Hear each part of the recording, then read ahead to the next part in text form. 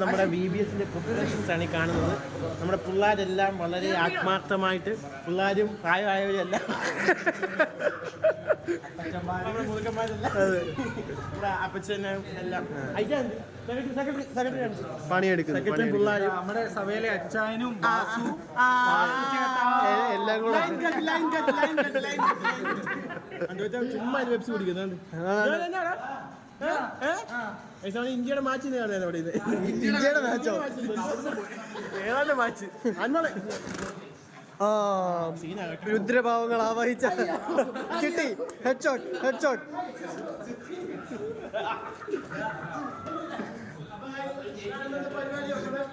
അവൻ signing off.